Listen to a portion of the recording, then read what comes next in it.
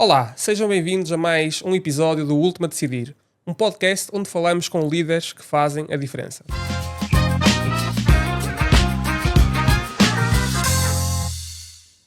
Hoje temos connosco o Pedro Carneiro, CEO da CatSheet, uma empresa portuguesa que está a transformar o marketing imersivo e que combina criatividade com inteligência artificial. Com projetos que já passaram pelo Rock in Rio, o Web Summit de Qatar ou o South Summit de Madrid, Pedro leva a inovação portuguesa a grandes palcos globais. Para quem nos ouve e ainda não te conhece, como é que te descreverias em poucas palavras? Uma pergunta difícil, mas também uma resposta rápida. Considero-me, ou seja, tenho uma visão incondicional do mundo, portanto acho que isso é a primeira grande chave que me faz correr todos os dias. Temos uma corrida muito ambiciosa, que é liderar a parte imersiva em Portugal. Portanto, no fundo, eu consigo conjugar aqui um bocadinho que é a visão do Pedro, desde de novo a trabalhar muito tempo, com a visão que nos queremos posicionar no mercado. Portanto, são aqui duas conjugações que neste momento acabam por se encaixar e tenho uma grande missão que é, considero-me um no milhão, portanto tenho um grande objetivo nacional que é atingir o top 10 português. Esse é um dos meus e é o meu objetivo prioritário. Não por capital, mas por ambição e mostrar que é possível, ou seja, alguém que realmente começa do zero, que eu já te vou provavelmente mais à frente contar um bocadinho do meu início e consegue efetivamente posicionar-se no top 10 nacional. Portanto, essa é a minha ambição e a maneira como eu me posiciono no mercado e a minha forma de estar. Mas esse top 10 que referes, que métricas é que estás a selecionar?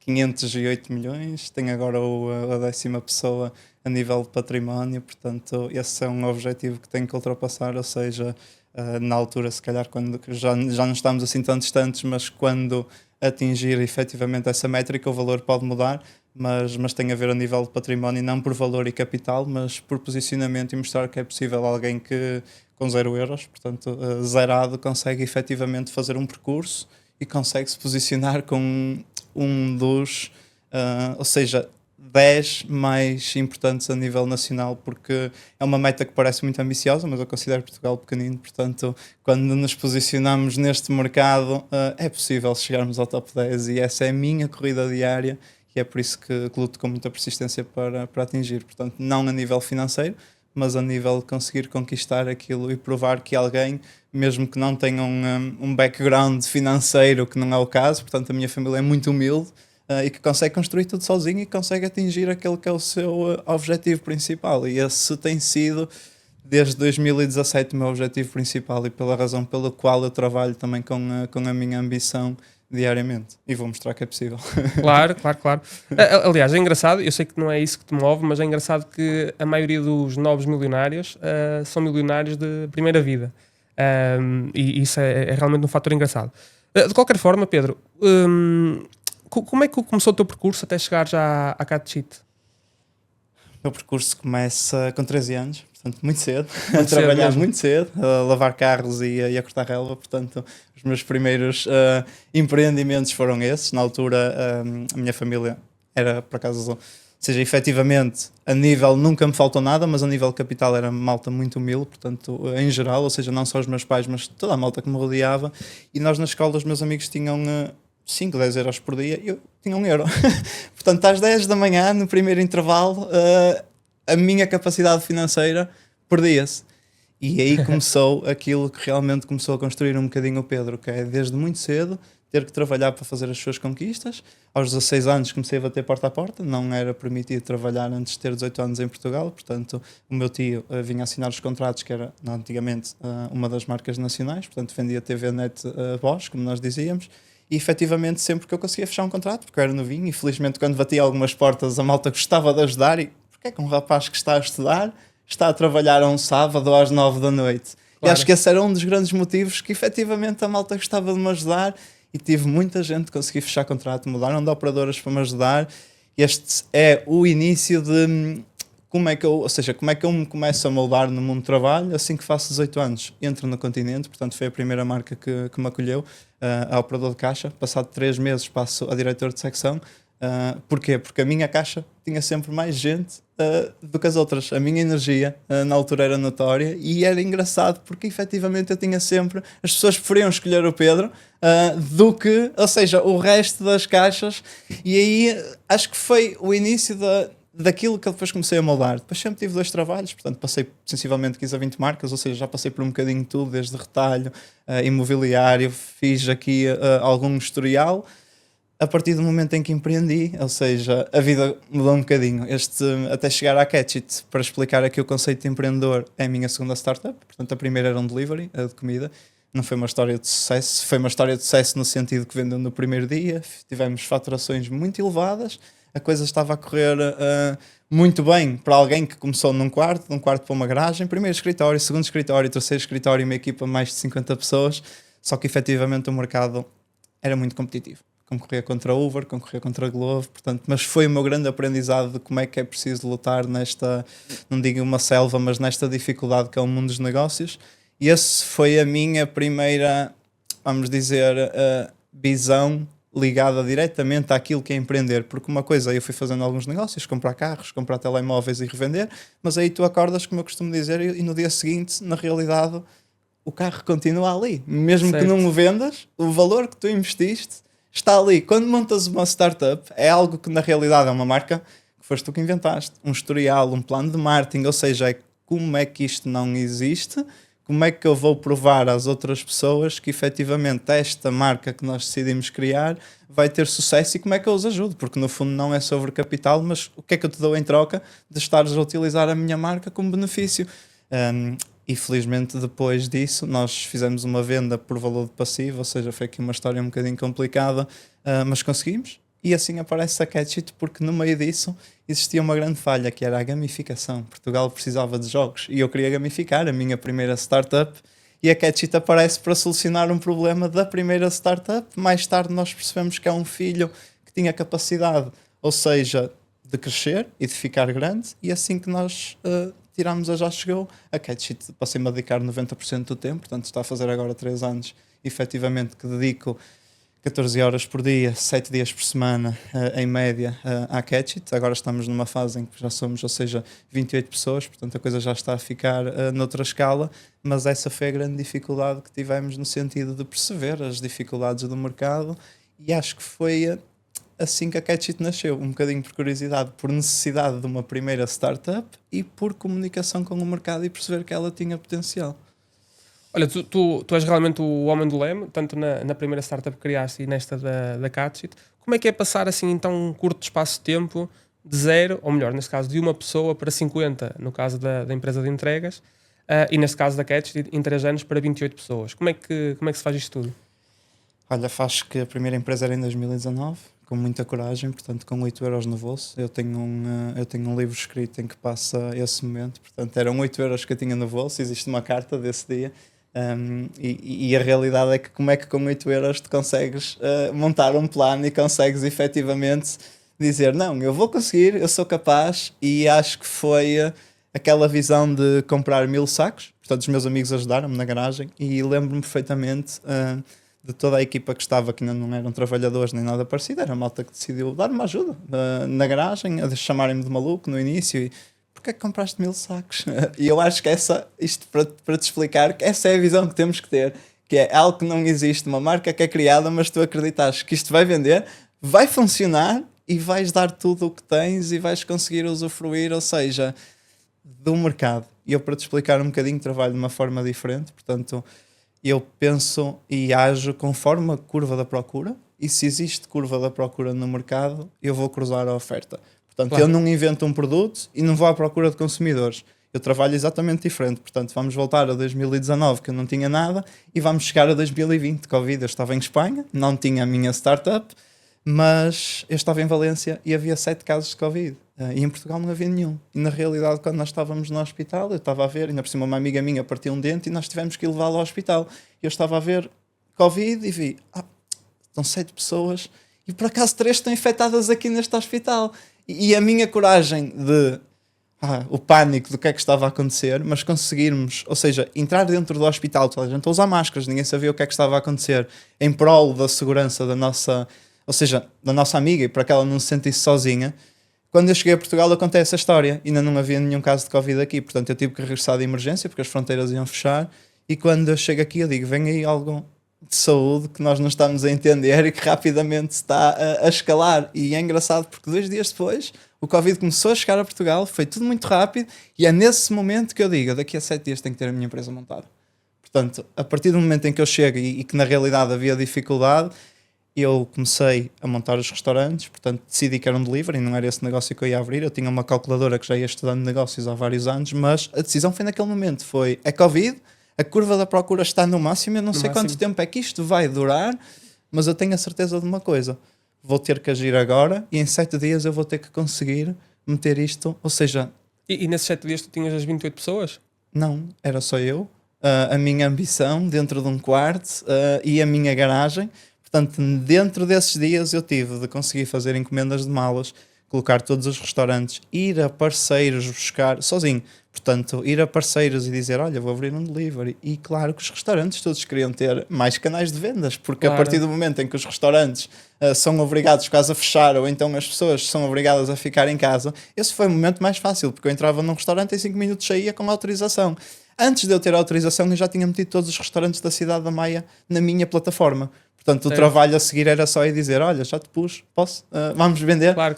Vais ficar aqui na plataforma. E foi engraçado porque todos me disseram que sim, todos acreditaram em mim e todos me ajudaram a promover contra Uber e Glovo, porque na realidade eu era nacional, tinha uma história e tinha um impacto, ou seja, e os restaurantes juntaram-se a mim, a ajudar-me a promover. E passado 7 dias, isto para te explicar, no primeiro dia vendemos, no segundo dia tivemos 7 pedidos, portanto no primeiro dia só tivemos um, mas para mim foi uma super vitória abrir e ter um pedido. Passado 7 dias estávamos a ter 70 pedidos por dia, entramos no Notícias Maia na altura e tive 1800 visualizações e 180 pedidos. E acho que aí começa um bocadinho aquilo que a Já Chegou, que era assim que ela se chamava, começa-se a moldar. Eu não fazia ideia, portanto eu no início estava num carro, um escritório montado com umas caixas, um computador, as pessoas ligavam, eu parava o carro, atendia e geria os pedidos num bloco de notas. Portanto em 2 horas eu geria cerca de 200 pedidos. E acho que entregavas todos?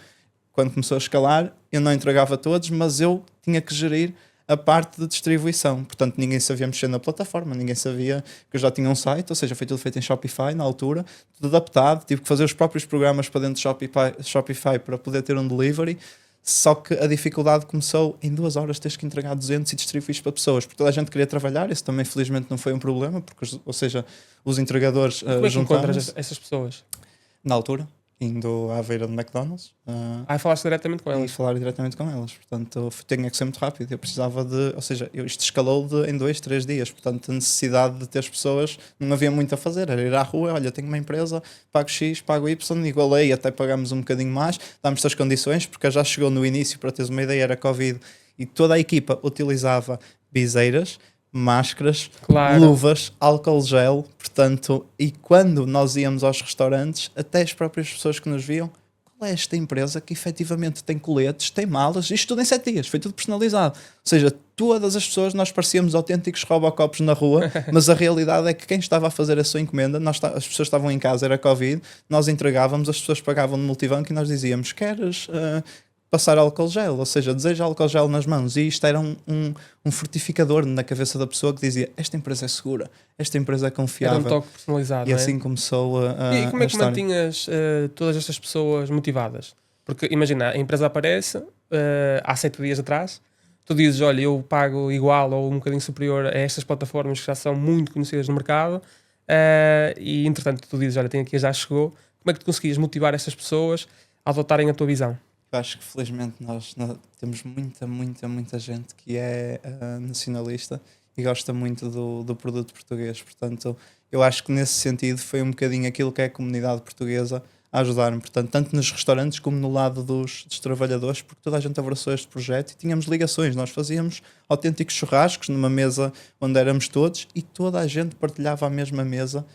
Não semanalmente, mas de 2 em 2 semanas era constante, e isto acho que foi o que criámos relação com as pessoas, porque eu costumo dizer que as marcas não são marcas e as pessoas que trabalham nas marcas é que fazem com que as marcas tenham visibilidade, e sem dúvida que isto de conseguirmos ter esta proximidade fez com que as pessoas vestissem a mesma camisola que nós estávamos a vestir. Na realidade, eu era um dos que vestia a camisola. Eu fazia entregas e fiz entregas durante 3 anos, ou seja, Claro. eu vestia a camisola junto com eles. Estávamos todos na mesma guerra.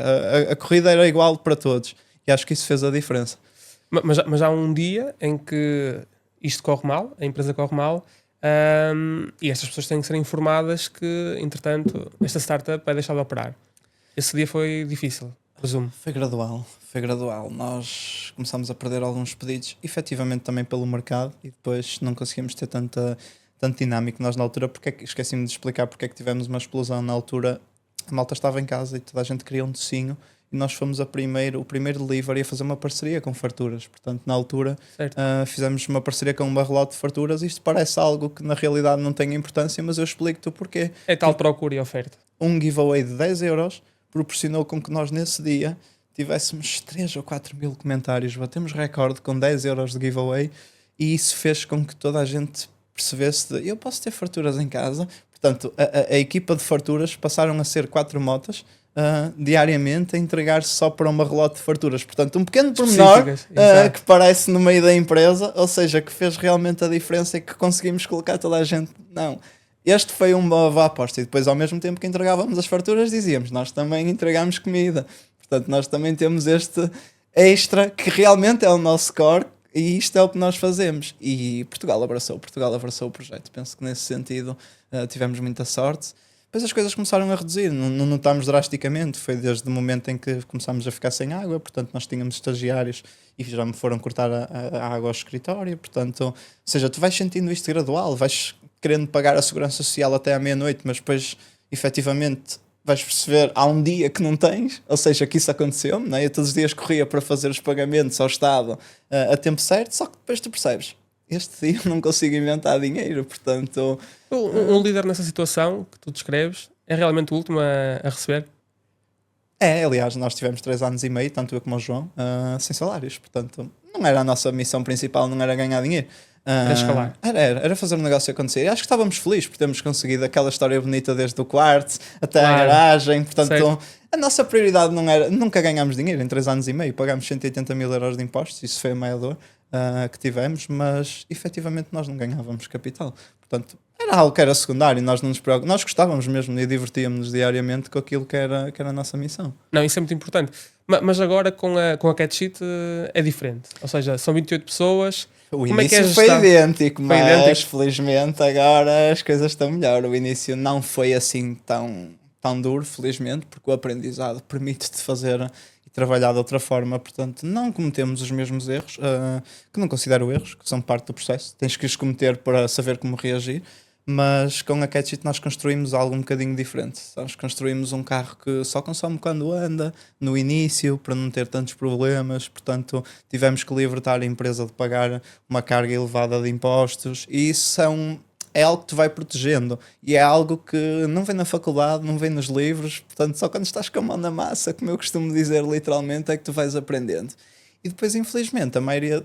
Quando estás no meio do oceano, eu tenho um paradigma engraçado que é quando estás no meio do oceano e precisas de ajuda, vão passar helicópteros por ti, navios, e na realidade isto é um pormenor importante que é ninguém te vai pôr a mão. Portanto, tu estás no barco, sozinho ou com alguém, o teu barco incendiou, tu vais ficar sem o meio onde estavas a deslocar até à costa, que é a parte bonita, como eu costumo dizer. Certo. A realidade é que vais ter que ir a nada. Que ninguém te vai pôr rigorosamente a mão, e isso foi algo que eu já trouxe para a CatCheat. Portanto, trouxe uma proteção muito focada naquilo que foi os nossos maiores erros, e na CatCheat foi muito menos doloroso, felizmente. Agora, hoje em dia, acho que já vamos chegar a essa parte, estamos a trabalhar com as maiores marcas, portanto o negócio está extremamente estável, temos uma avaliação, ou seja, já a nível de milhões, portanto a coisa está a correr. Agora, o início foi só difícil no sentido de optimizar todo este processo e como é que não vais errar da mesma forma e o que é que vais fazer de diferente para não bateres na mesma parede que felizmente já tínhamos batido anteriormente, não é? Portanto, não, excelente. Aliás, eu gostei muito desse paradigma, mas eu sei também que tens um lema pelo qual te reges muito, que é ou adaptar ou desistir. Sei que falas muito nisso. Já tiveste que utilizar esse lema em alguma situação muito específica? Já, nós na altura, olha, outro paradigma muito engraçado que nós costumamos dizer é: vamos imaginar duas montanhas, uma mais pequenina e uma maior, e imagina um carro onde na realidade estás-te a deslocar em direção à primeira montanha, a mais pequena. Certo. E vais tu no teu carrinho, portanto tens combustível, tens comida, mas vais demorar algum tempo a chegar à montanha mais pequena. A meio do caminho nós ficamos sem alimentos e sem combustível. O que é que acontece? Vimos uma montanha maior. O carro, como não andava, nós pusemos mochila às costas, já sem comida e sem alimentos, e fomos em direção àquilo que era a montanha maior. Portanto, ultrapassámos e passámos a mais pequena e quisemos chegar à grande. E isto é aquela visão que tens que ter de ser muito ambicioso e acreditar que vais conseguir, mesmo sem o mundo perfeito cor-de-rosa, como nós lhe costumamos chamar. É possível caminhares numa direção maior. As dificuldades vão ser grandes, claro que sim. Não vais ter as mesmas condições de que estás num Jeep com comida e combustível e tanques para que continuares a encher, mas é possível mesmo sem estes bens materiais, porque está tudo na persistência e na forma como te dedicas diariamente. Eu pelo menos acredito muito que a persistência faz 90% do processo e diariamente, ou seja, trabalhares de forma muito constante naquilo que acreditas e vai acontecer efetivamente aquilo que tu ambicionas. E eu não considero sonho, mas aquilo que desejas vais conquistar. Tu conseguiste ver noutro papel, ou seja, sem estar constantemente a criar alguma coisa? A teres o trabalho típico das 9 às 5 durante a semana? Já tive assim algumas vezes em que repensei nisso, e mesmo quando estive no trabalho das 8 às 5 para te explicar, eu acho que sempre tive esta visão. Portanto, pensando que mesmo na realidade, se isso me voltasse a acontecer, eu é como se fosse um fundador dessa empresa. Portanto, eu na realidade o que eu gosto de fazer é criar coisas novas, fazer diferentes e não ter uma rotina, ou seja, que todos os dias sejam diferentes e que possas inovar e fazer aqui algo criativo. Portanto, a minha visão, mesmo que eu tivesse que voltar a trabalhar das 8 às 5, aquilo que tipicamente chamamos era, só estaria bem num sítio se me deixassem, ou seja, ter esta visão e continuar a ser criativo e fazer algo diferente. Porque se eu tivesse que ser fechado ou restrito a determinadas regras ou padrões da sociedade ou padrões empresariais, não iria ser estável para mim, porque eu realmente gosto disso, gosto de criatividade, gosto de sair fora da caixa, pensar, arriscar, falhar, cair, levantar. Acho que é o que mais, ou seja, o que mais me motiva, não o erro, porque não tenho medo de eu errar. As decisões que tomo têm que ser tomadas muito rápido e muitas das vezes eu costumo dizer que tenho 3 ou 4 caminhos, e se ficares parado, olhar para eles todos é a pior coisa que nós podemos fazer. Portanto, has de ter que escolher o 1, o 2, o 3 ou o 4. Se calhar quando chegares ao final do 4, porque escolheste o 4, vais perceber que o 1 era o melhor, mas a realidade é que a única coisa que não pode ser feita é ficares parado, porque essa seria a decisão que muita gente depois mais tarde olha, não fiz. Não, ou seja, vais errar, mas segue o caminho que naquele momento achaste que era o certo. Se depois por alguma razão perceberes que não era, adapta, mas mantém-te firme naquilo que achaste, ou seja, no teu feeling naquele momento, e vai. E depois as coisas vão acabar por acontecer naturalmente. Olha, que tipo de talento procuras quando estás a montar um projeto de alto risco? Olha, uma pergunta que nós fazemos e gostamos ou seja, às vezes eu tento não fazer a pergunta, mas o que eu mais gosto de ouvir é efetivamente que valor é que me vais agregar, ou para estares aqui e estares ao nosso lado, como é que tu te vias e que coisas boas ou que valor positivo é que te vês a fazer junto de nós. E depois, outra coisa que eu gosto de saber é se as tuas pulsações vão vibrar, ou seja, se com esta camisola vestida efetivamente vais sentir emoção. E depois eu acho que há um brilho nos olhos. Certo. É preciso existir brilhos nos olhos, porque errar, toda a gente erra, a parte de não saber vai acabar por acontecer. O brilho nos olhos acho que é 98% para mim do que eu considero importante. Tu tens alguma pergunta específica quando fazes processos de recrutamento? Só essa. O que é que te faz ter brilhos nos olhos e efetivamente se és feliz quando acordas de manhã? Acho que é as duas grandes missões é quando acordas de manhã, consideras-te uma pessoa feliz e depois o brilho nos olhos é constante, porque todos nós temos altos e baixos. Eu também tenho os meus momentos em que efetivamente, ou seja, claro, as coisas não correm sempre como ao previsto, mas nós estamos aqui para desafios e acho que toda a gente, se tiver essa visão e se divertir com aquilo que é o seu dia a dia, as coisas vão correr bem. A partir desse momento consegues ter a resposta para aquilo que tu querias, que é como é que as pessoas se defendem do medo de não fazer ou do medo de acordar e ter uma rotina comum. Portanto, é pensar um bocadinho de estás pronto para sair fora da caixa? Junta-te a nós. Certo. Olha, eu recordo-me que há 2 anos, quando falamos na primeira edição do FE Pitch Marathon, em que tu também concorreste com a Catchit, eu recordo que na altura vocês estavam a tentar concorrer ao Rock in Rio para serem um dos fornecedores. Eu sei que entretanto conseguiram começar a encontrar mais projetos destes à grande escala. Como é que tu preparas as equipas quando estes projetos acontecem? Porque na prática são tubarões, ou seja, são projetos muito, muito grandes. Olha, Rock in Rio tem um caso engraçado. Eu acho que posso contar. Acho que é a primeira vez que vamos abrir isto, realmente o que é acontecendo no Rock in Rio. A caixa de Pandora. Vamos abrir a caixa de Pandora porque acho que faz bem para quem nos estiver a ouvir perceber que isto tem, ou seja, 80% de dificuldades e 20% de mundo cor-de-rosa. Felizmente o Rock in Rio acreditou em nós, portanto só temos a agradecer à Roberta e a toda a equipa, inclusive o Egan, mas a realidade é que nós soubemos que o sim do Rock in Rio veio 2 meses antes para uma mega operação e é engraçado porque nós nesse momento fomos às compras e dissemos vamos comprar o software e fazer o software para o Rock in Rio.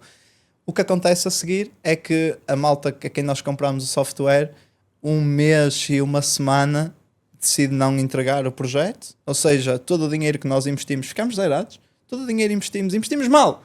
Faltavam 3 semanas para o Rock in Rio. O Rock in Rio até hoje nunca soube como é que nós nos chafamos desta, por isso é que eu digo que é abrir a caixa de Pandora. Faltavam 3 semanas para o Rock in Rio e nós tínhamos 0 feito porque fomos enganados à equipa de produção. E aqui começa uma história muito bonita, porque eu estava a trabalhar até às 6 da manhã, a fazer 18, 19 horas por dia para salvar o Rock in Rio. Eu e a equipa de desenvolvimento, portanto éramos 3 programadores, eu era programador, ou seja, eu tirei programação, não programo diariamente, mas sei a lógica, que é o mais importante, e é engraçado porque eram 5, 6 da manhã e eu disse, isto nós já estamos há 1 semana assim a tentar salvar o Rock in Rio, tínhamos 2 semanas para entregar o Rock in Rio, não sabia que eu estava com problemas, eu sempre disse ao Rock in Rio que estava tudo a acontecer, tudo fantástico, excelente, estava tudo a correr bem, os desenvolvimentos a ser feitos, eu ainda com mockups e não tinha o software feito. Decidiram um grupo, um chat, um fórum, pedir ajuda, expliquei o que é que me estava a acontecer e assim aparece aquele que até hoje é o nosso tech lead e que está connosco, porque o nosso tech lead num fórum mundial de realidade aumentada, porque a aplicação para o Rock in Rio era de realidade aumentada, diz-nos assim, eu tenho um projeto muito parecido, eu consigo salvar-vos. E eu, como? Isto eram 6 da manhã quando eu deixei no fórum, acordei sensivelmente às 9, 10 da manhã, vi que tinha uma resposta, no próprio dia reunimos com ele, passámos todos a trabalhar em conjunto, ele connosco, mais a equipa dele, que ele já tinha uma equipa, portanto ele já tinha uma empresa de desenvolvimento, juntaram-se todos a nós não tínhamos dinheiro, eu informei que não tínhamos capital, vestiram a camisola e fizeram o Rock in Rio acontecer. Portanto, 4 dias antes do Rock in Rio nós tínhamos o software pronto. Toda a gente a trabalhar em conjunto, e esta história é muito bonita porque depois de um grande erro, de uma grande lacuna, muito recentemente temos o exemplo da Tomorrowland.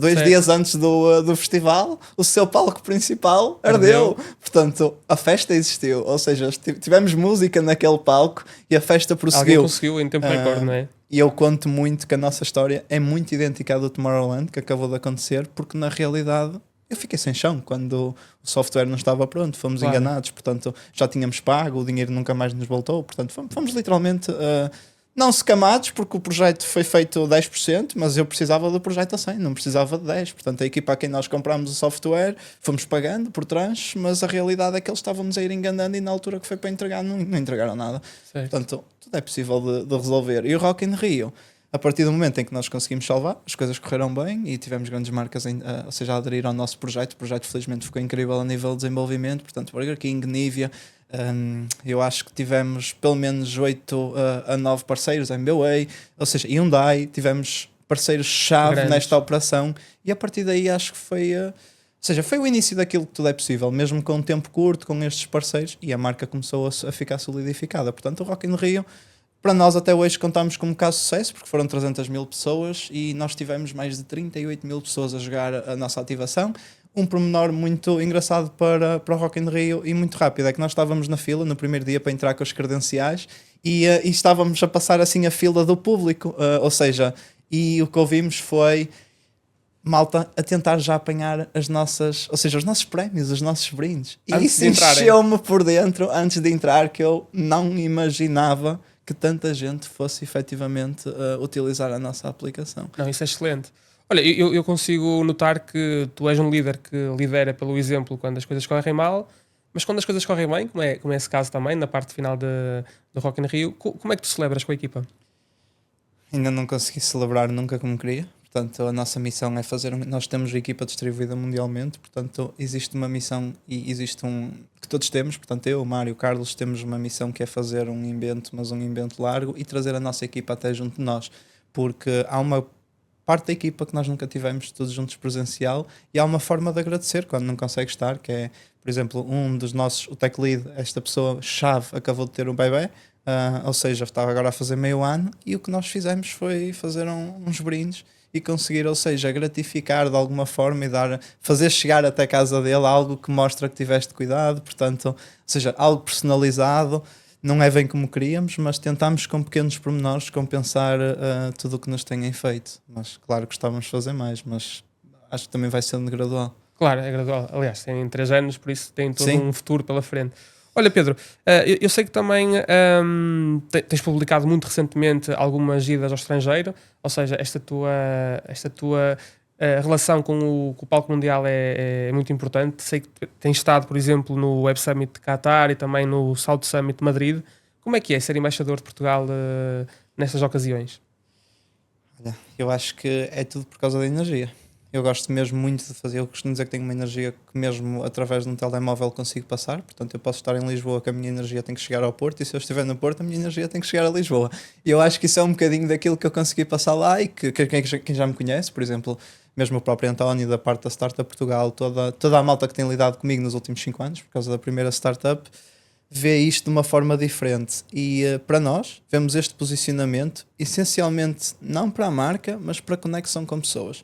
Portanto, nós temos trazido muitas relações, temos trazido muitos parceiros por causa desta boa energia que tentamos passar. Portanto, eu tento ser sempre eu. Eu sou uma pessoa muito transparente, sou muito direta, sou muito realista, passo efetivamente os problemas e o mundo cinzento que está por dentro. Claro. E eu acho que isso é o que faz alguém se apaixonar quando na realidade lida comigo, porque tem que ser algo diferente. Tens que trazer história, tens que trazer coração, tens que trazer motivação acima de tudo, e depois esses inventos são importantes efetivamente para as pessoas conhecerem aquilo que tu fazes e a energia que tu tens.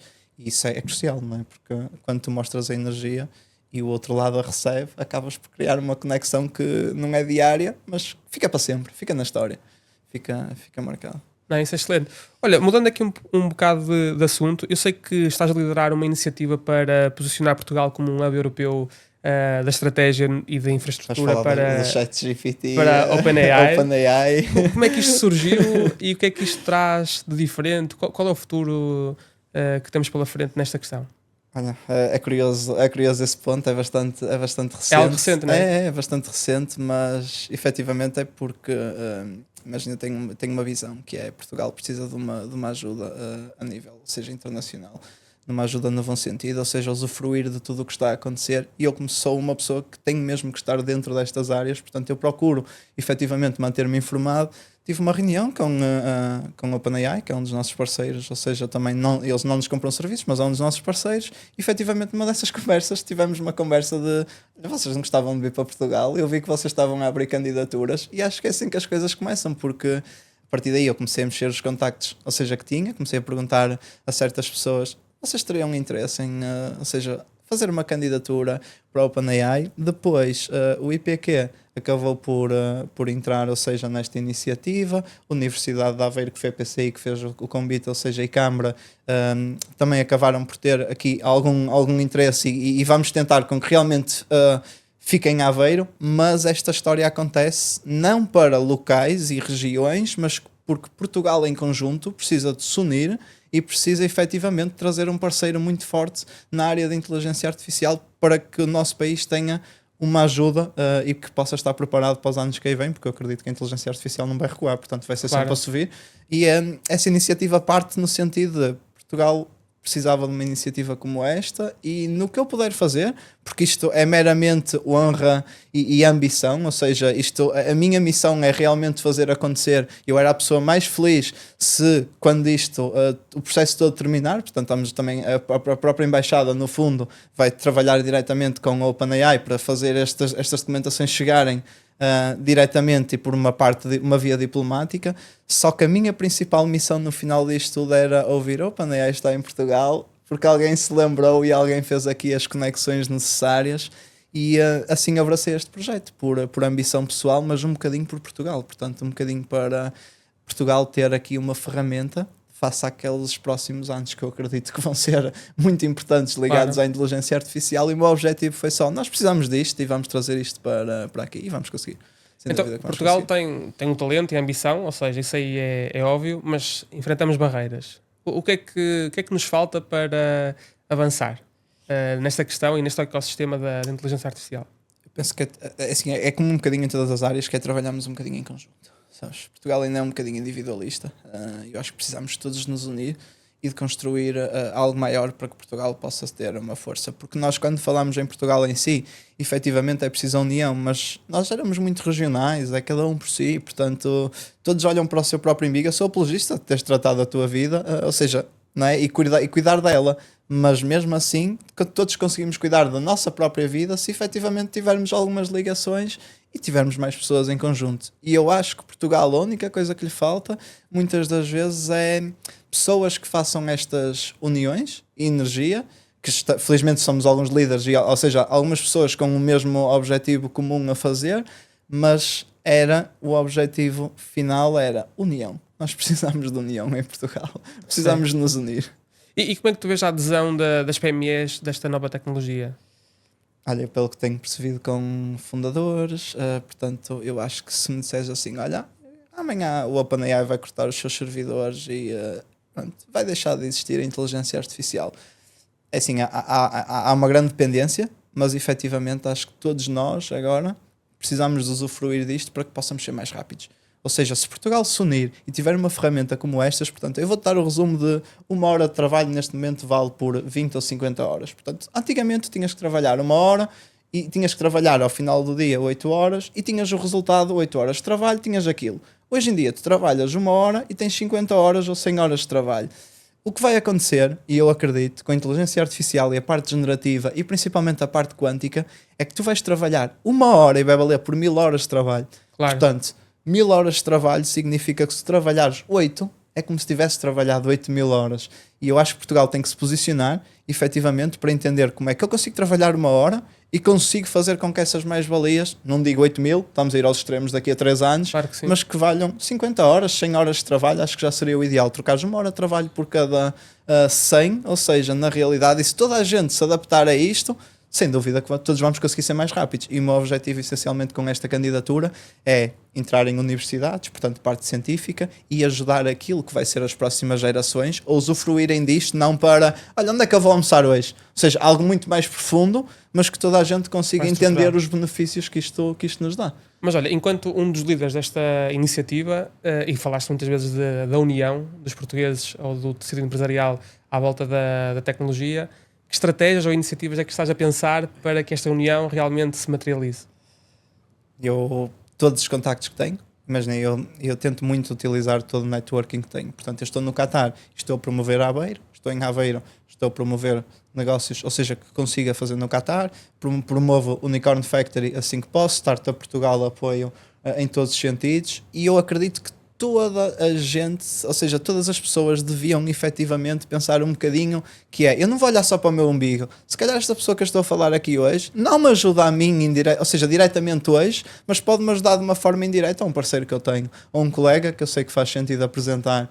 E se toda a gente conseguir ter este mindset, que se trabalha e treina-se, acho que conseguimos mesmo ter essa união e conseguimos ser muito mais fortes, usufruindo de palavra passa palavra, não é? Portanto, o que é importante é que amanhã tu saibas o que é que eu faço, quais são as minhas necessidades, eu te conheça e eu consiga cruzar o A e o B. Portanto, e se toda a gente fizer isto, acaba por ser muito escalável as ligações que vão ser feitas a nível nacional. Claro.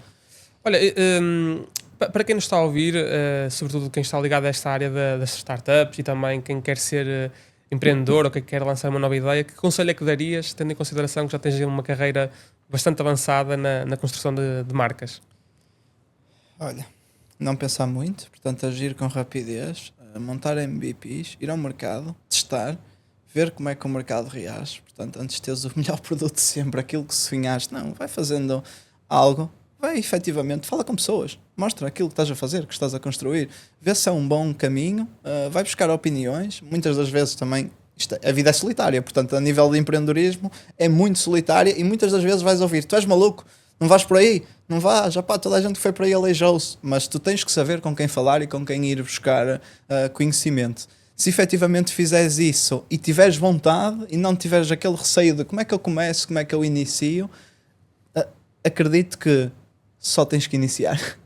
Porque depois de iniciares e de dares o primeiro passo, ou seja, vais dar passos constantes na mesma direção. Portanto, o que eu digo a toda a gente é iniciem, não pensem muito nas coisas, façam. Vocês não vão conseguir definir os próximos 3 anos. Definam como é que vão iniciar e depois o resto tudo vai fluir naturalmente. Acho que esta é a principal missão. Isso é excelente. Olha, Pedro, vamos agora avançar para o desafio final, onde temos 2 cenários e uma decisão.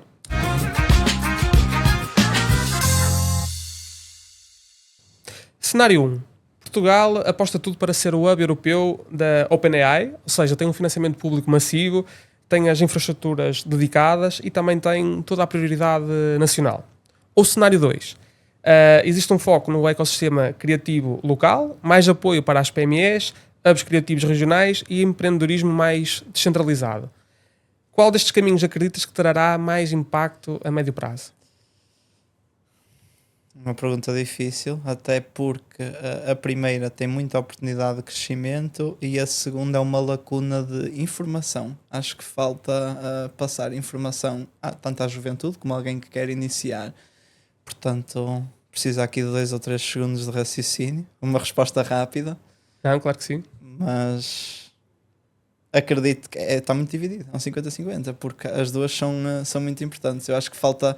Sim, a segunda pergunta é importante, ou seja, o segundo ponto de vista é muito importante porque falta isso, falta educação e mostrarmos efetivamente como é que podemos usufruir do ecossistema.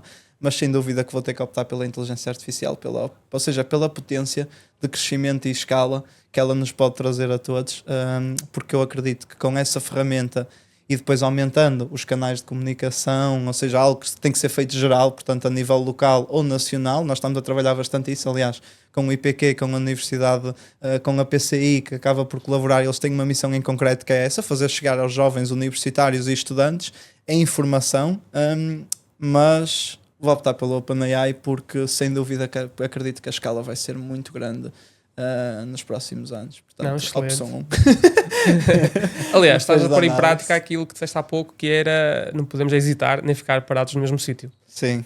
Não, excelente, Pedro. Olha, obrigado por esta conversa. Obrigado. Realmente foi um prazer falar Espero contigo. conseguir ajudar também os portugueses, ou seja, a não ficarem parados e a escolherem um daqueles 4 caminhos. Portanto, escolham, sigam, arrisquem, não pensem muito e as coisas vão fluir. Nós precisamos efetivamente sair fora da caixa, juntem-se a este ecossistema que é muito forte e é muito unido e ainda vai ficar mais. Portanto, juntem-se a nós. Não, de certeza que deste aqui bons conselhos. Aliás, para quem nos estiver a ouvir, muito obrigado por terem assistido ao programa. Quem tiver 8 euros no bolso, falem com o Pedro, porque de certeza conseguimos criar uma startup. E até ao próximo programa do Última a Decidir, onde vamos continuar a falar com líderes que têm a última decisão.